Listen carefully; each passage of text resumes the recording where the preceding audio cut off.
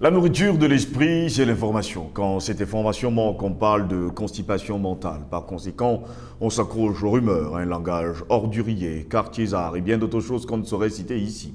Mesdames, Messieurs, bonjour, très heureux de vous retrouver sur Panafricaniste TV. C'est Parole panafricaniste qui prend son envol et comme à notre habitude, nous allons continuer à nous interroger. Bienvenue donc à cette autre édition de Parole panafricaniste. Crise ukrainienne, attentat contre le pont de Crimée, Washington exporte-t-il le terrorisme en Europe? Nous nous interrogeons. Crise ukrainienne, attentat contre le pont de Crimée, Washington exporte-t-il le terrorisme en Europe? Un important incendie s'est déclaré sur le vaste pont automobile et ferroviaire reliant la Crimée à Moscou, territoire russe, forçant l'arrêt du trafic. Le comité d'enquête russe a déclaré avoir ouvert une enquête criminelle en rapport avec l'incident sur le pont de Crimée. Il a précisé par ailleurs que l'incident a eu lieu après l'explosion d'un camion chargé d'explosifs. 3 personnes au moins ont été tuées dans ce qui paraît être un attentat américain contre les intérêts russes. L'armée russe a annoncé donc samedi la nomination d'un nouveau commandant de son opération militaire spéciale en Ukraine après une série de points gagnés sur le terrain et de signes croissants de victoire au sein des élites sur la conduite du conflit. Cette fois-ci, cette personne justement doit voir ce qui s'est passé sur le pont de Crimée il y a quelques jours. La centrale nucléaire de Zaporizhzhia est à nouveau également coupée du réseau électrique.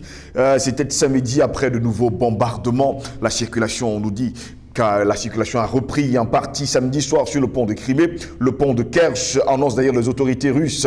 Dans la matinée, une explosion avait provoqué un vaste incendie sur cette infrastructure que Moscou pensait d'ailleurs intouchable. Des plongeurs russes examinaient depuis samedi et surtout depuis dimanche matin ce qui s'est réellement passé, ce qui paraît justement être, on va le dire comme ça, un attentat terroriste contre ce pont de Crimée. Le ministère russe des Transports a indiqué dimanche que les trains passagers de la Crimée vers la Russie roulaient selon le plan habituel. Des ferries ont aussi été mis en place entre la Russie continentale et cette péninsule de la Crimée. Voilà pourquoi nous nous interrogeons encore aujourd'hui. Crise ukrainienne, attentat contre le pont de Crimée, Washington exporte-t-il le terrorisme en Europe? Pour répondre à nos questions, nous sommes avec Albert Anatole ici, les journalistes d'investigation et surtout le directeur de publication du journal Le Cactus. Albert Anatole ici, bonjour, bienvenue à vous. Bonjour à vous, Steve Joselango. Je dis bonjour à vos techniciens qui font un travail formidable. Je dis bonjour aux autres combattants qui sont avec nous dans cette dynamique de lutte contre l'impérialisme occidental, contre la France-Afrique, contre la politique impérialiste sur le continent africain. Je dis bonjour à vos téléspectateurs. Je parle des téléspectateurs de Panafricaniste TV qui, justement, nous regardent dans ces diverses plateformes-là. Comme à mon habitude, je vais commencer par un coup de gueule. Il nous revient que dans l'affaire des 46 mercenaires désormais ivoiriens, il n'y avait pas que des Ivoiriens, qu'il y avait d'autres nationalités. Alors, la question c'est de savoir, dans le contexte justement de la médiation actuellement en cours, et qui semble-t-il est devenu désormais pluriel, comment ça va se passer? Les 46 mercenaires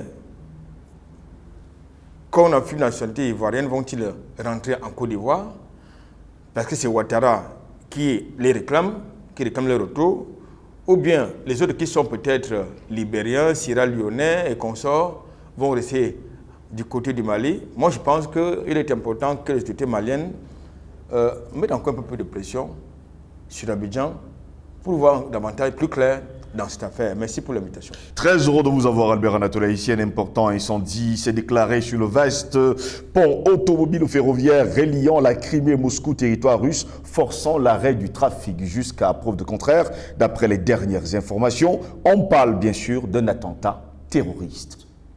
Bien évidemment, il faut déjà revenir en arrière pour indiquer, Steve Joselango, que cet attentat, c'est le cas de le dire, intervient le jour de la célébration du 70e anniversaire de Poutine.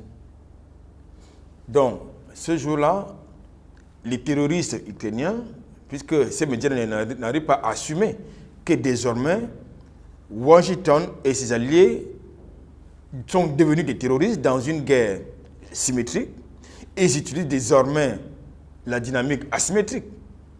Mais avant, mettons d'abord de côté cette actualité que vous mettez en exergue. Mais avant cette actualité-là, quelques jours avant, nous avons, je crois que c'est le 22 août 2022, vous avez la fille d'un proche de Poutine, il s'agit de Daria Dugina, qui avait été tuée dans le cadre d'un attentat, à la voiture piégée. Ça, c'est le premier élément.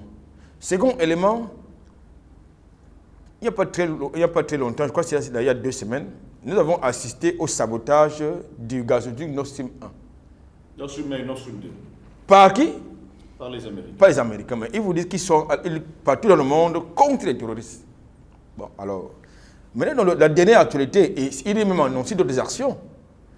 Terroristes, ça dit, à travers des voitures piégées, on a donc activé à distance l'explosion d'un camion citerne sur un pont stratégique qui avait été financé et construit par la Russie pour justement relier la Russie et la Crimée. C'est symbolique, mais c'est parlant. Et personne n'a revendiqué ni le sabotage des gazoducs, personne n'a revendiqué l'attentat contre Daria Dugina, personne n'a revendiqué justement l'explosion du camion citerne piégé, tout comme avant ces trois faits ces 3 éléments factuels que je mets en exergue, vous avez vu comme moi une certaine vidéo qui tournait dans le contexte de la guerre. Non, c'était avant. Lorsque justement les nazis, les écro-nazis crucifiaient, n'est-ce pas, les soldats pro-russes. Oui. Mais ça n'a jamais fait l'objet d'une condamnation particulière. Bien au contraire. Au contraire. Vous avez vu les écro-nazis égorger n'est-ce pas, une victime de guerre, je veux dire un otage, une prisonnier de guerre, l'égorger, vous avez vu la vidéo? Oui. Bon, si vous et moi avons vu la vidéo, là, ça veut dire que s'il y en a aussi, ils ont vu cette vidéo, c'est des gens qui nous parlent de la démocratie, des droits humains, des droits internationaux. Mais personne n'a rien dit à propos. Donc, Washington exporte-t-il le terrorisme en Europe? Oui. Désormais, je vous ai dit que ce sont eux qui sont les théoriciens du terrorisme.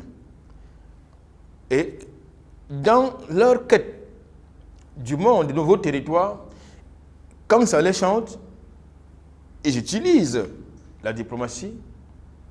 Quand vous êtes très réfractaire à leur fameuse diplomatie, ils font la pression, comme c'est le cas actuellement de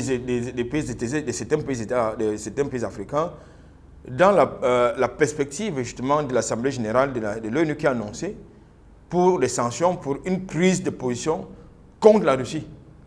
Donc, ils font pression sur les États africains pour que ces États-là changent leur position et s'alignent derrière leur volonté de combattre la Russie, d'isoler la Russie, comme ils le disent. Mais la Russie ne peut pas être isolée. Leurs amis ne sont pas nos amis, forcément. Tout comme leurs ennemis ne peuvent pas forcément être nos ennemis. C'est clair. C'est eux qui ont dit que les États n'ont pas d'amis, n'ont que des intérêts.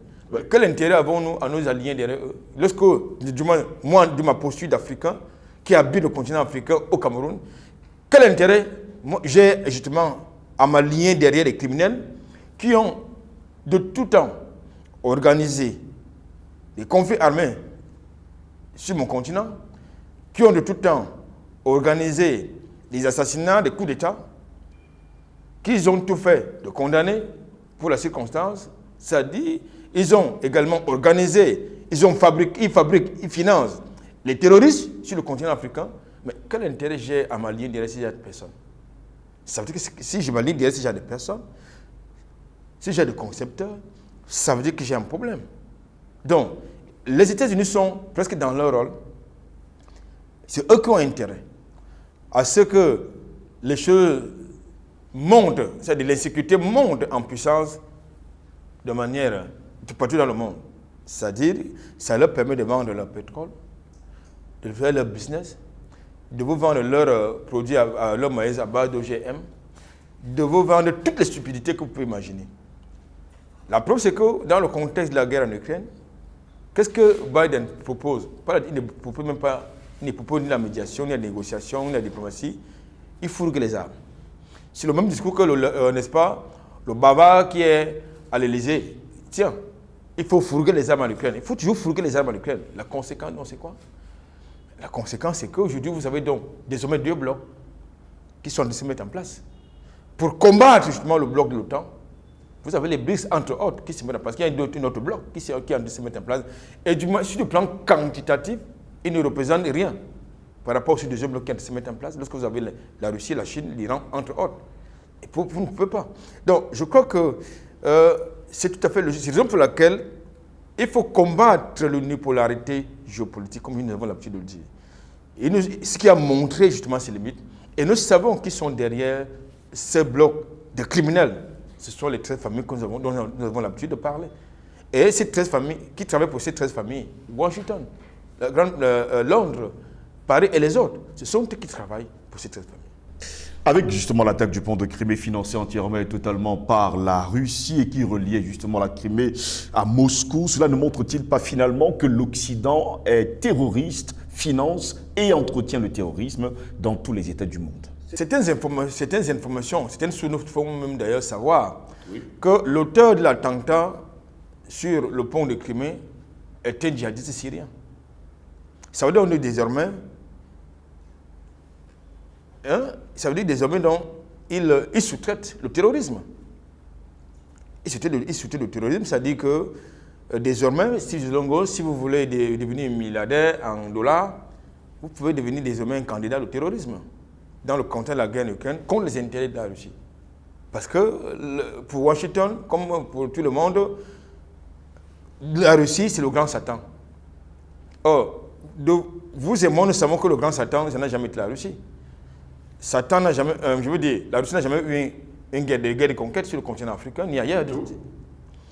La Russie n'a jamais eu un passé d'esclavagisme, bien, de tyran ou de criminel. Bien au contraire, ce sont les États-Unis qui ont été construits par la traite négrière, au même titre que Londres et Paris, qui ont été construits par la traite négrière. Bon, alors, vous pouvez donc penser que quelqu'un normalement constitué, je veux dire mentalement bien constitué, peut accepter de se lier derrière cette personne. Je pense qu'aujourd'hui, dans le contexte africain, qui finance le terrorisme au Sahel? Ce sont les mêmes gens. Qui a financé la guerre du Biafra? Ce sont les mêmes gens. Qui a conçu, financé et appliqué l'apartheid en Afrique du Sud? Ce sont les mêmes gens. Mais ils vous parlent de la démocratie, ils vous parlent du respect des droits de l'homme, du droit international. Donc je pense qu'aujourd'hui, il faut qu'ils sachent que le roi est nu. Ce qu'il cachait hier est su aujourd'hui. Ce qui se cachait hier est su aujourd'hui. Et ils ont essayé de faire pression au peuple plus, pour parler d'autre chose. C'est-à-dire, pour que le peuple multiplie sa production pétrolière pour aboutir au plafonnement des prix, avec pour objectif justement de mettre la Russie en difficulté. Mais le peuple plus a décidé de faire autrement. C'est-à-dire réduire la production à 2 millions de barils par jour, ce qui aura pour conséquence d'augmenter le prix n'est-ce pas, du carburant, et ça commence à poser des problèmes, notamment chez Jupiter, en Grande-Bretagne, en Allemagne, entre autres. Mais dans cette affaire-là, vous voyez donc que quand un pays commence à utiliser ses stocks de sécurité, de souveraineté pour alimenter les stations-service, il y a un gros problème. Pendant ce temps, je vous poserai dans la question Albert Anatola ici, est-ce que l'Europe n'est pas prise en otage par les États-Unis d'Amérique?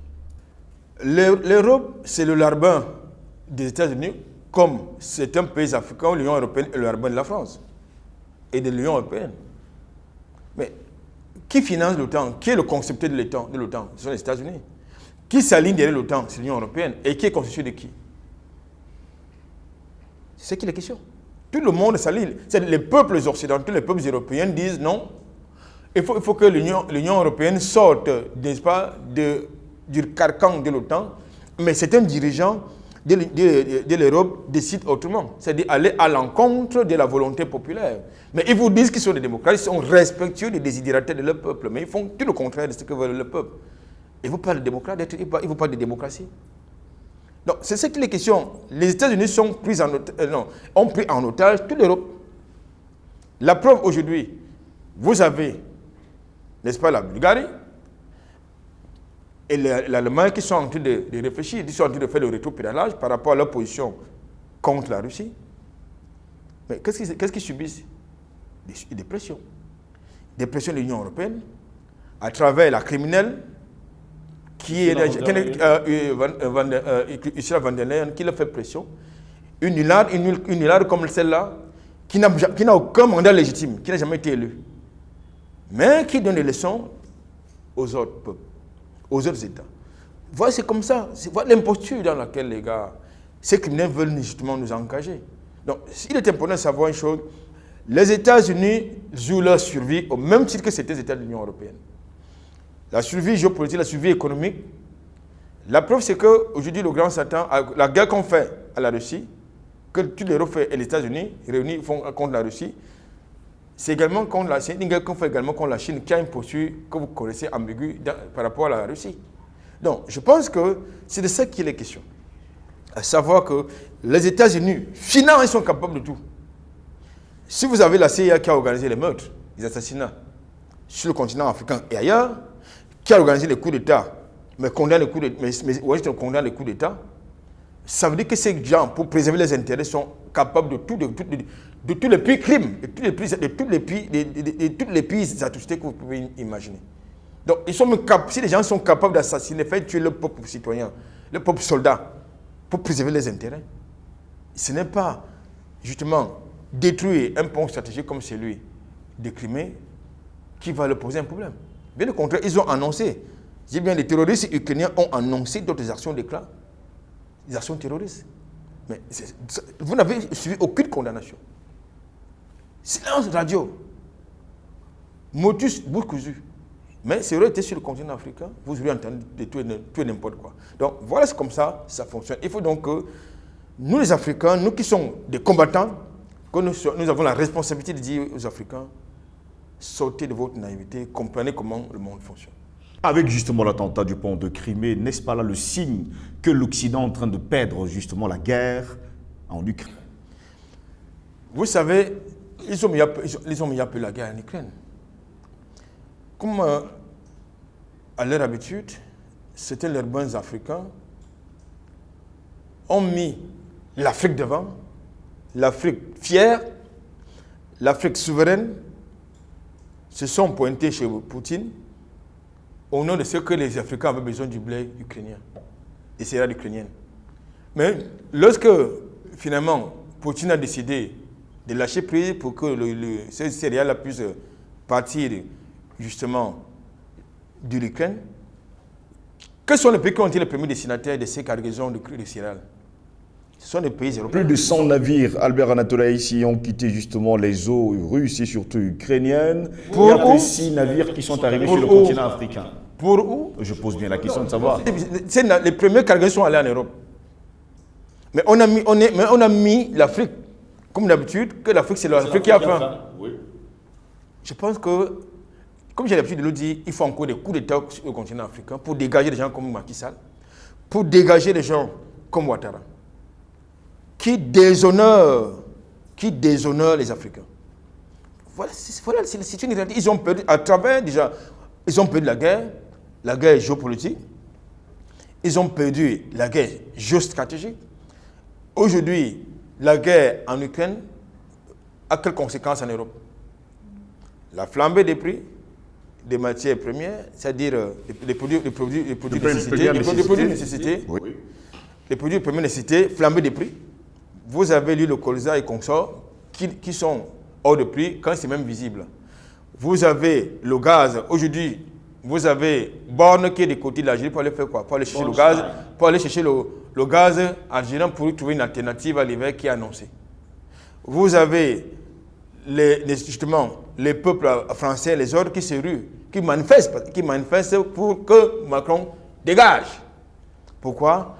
Parce qu'il n'y a plus d'énergie, il n'y a plus de gaz, il n'y a plus de carburant. Ça, c'est la première conséquence de cette guerre. Ça veut dire qu'ils sont en train de perdre la guerre. Mais comme ils sont tous sauf intelligents, alors ils persistent à croire que les sanctions contre la Russie vont pouvoir faire reculer Poutine ou bien auront un impact géopolitique, géostratégique, économique, je ne sais pas, un peu comme les saloperies qu'ils ont essayé de faire avec le peuple malien à travers la CEDEAO, c'est-à-dire censurer la CEDEAO, parce qu'ils espéraient un soulèvement populaire du peuple malien. Malheureusement, le peuple malien a été solidaire parce qu'il est mature. C'est la même chose que les Russes sont en train de faire. C'est-à-dire, ils sont désormais solidaires, même les opposants de Poutine sont désormais solidaires de cette guerre. C'est important. Ils ne vous diront jamais que depuis 2014, vous avez les icônes nazis qui assassinaient les peuples pro-russes. C'est important. Donc, je crois qu'aujourd'hui, ils ont perdu cette guerre. La preuve, c'est que certains sont en train de reconstituer le matériel militaire parce qu'ils ont épuisé les stocks qu'ils envoyaient en Ukraine.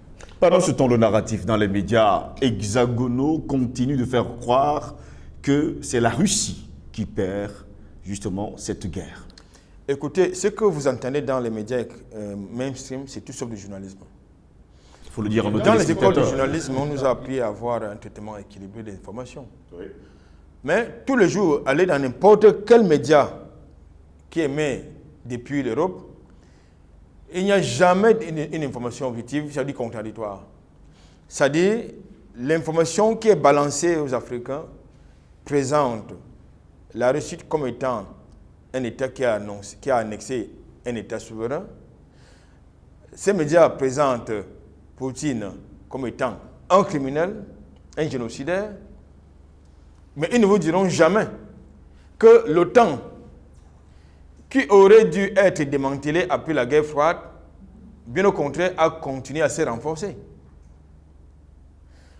Ils ne vous diront jamais que l'OTAN, qui devait être dissous après la chute du bloc URSS, s'est plutôt renforcé. Bien au contraire, a eu, en s'engageant dans des opérations d'annexion même de la Russie.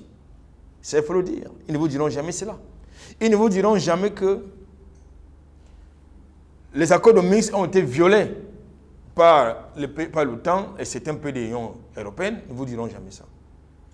Ils ne vous présenteront jamais de manière objective les causes de cette guerre, mais bien au contraire, vous prenez beaucoup plus de conséquences.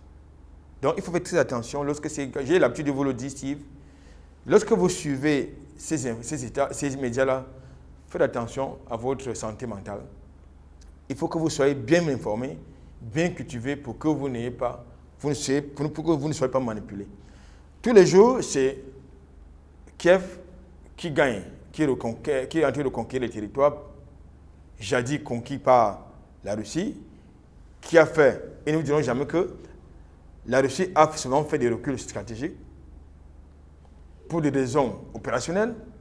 Ils ne vous diront jamais que du côté de la Russie, du côté de l'Ukraine, vous avez des militaires qui utilisent les civils comme boucliers humains.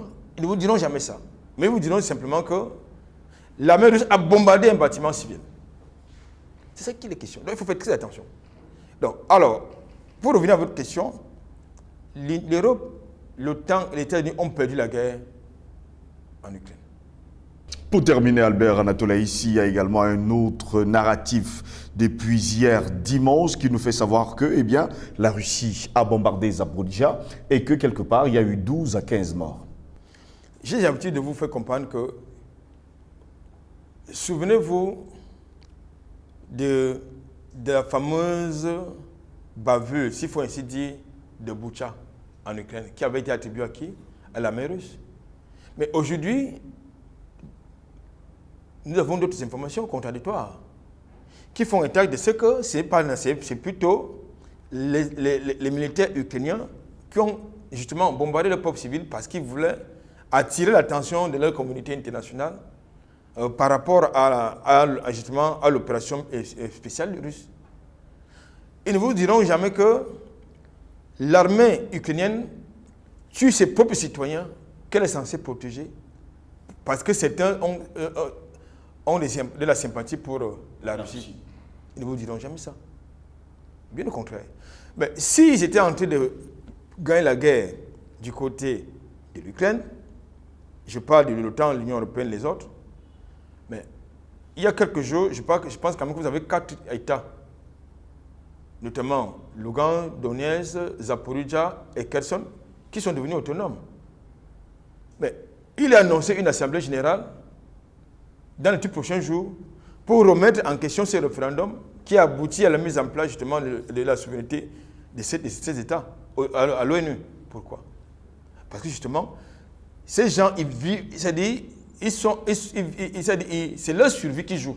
Ils jouent leur survie du côté de l'Ukraine parce que si, d'aventure, la Russie gagne cette guerre-là, c'est terminé pour l'hégémonie autoproclamée de l'OTAN et de Washington.